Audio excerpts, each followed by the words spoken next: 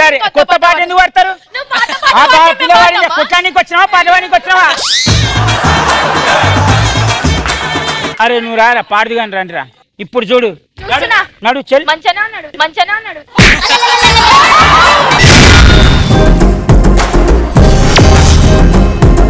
సాధారణంగా దేవుడు ఎప్పుడు గుర్తుకొస్తాడు? పక్కింట్లో కత్తి లాంటి పోరి దిగినప్పుడు దేవుడా నున్నావు దేవుడా అనిపిస్తుంది.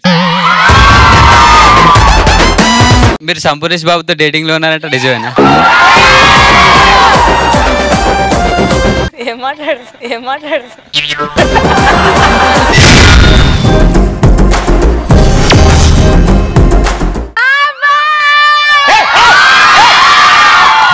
బ్రెయిన్ ఉందా నీకు? ఇలా నలుగురుల ముందు డైరెక్ట్ గా మీద పడతావా? సెన్సిబుల్ గా బిహేవ్ చేయి. మరదలు వచ్చి కౌగిలించుకుంటుంటే సెన్సిబుల్ గా బిహేవ్ చేయంటున్నావు. ఇది పెద్ద నాన్ సెన్స్.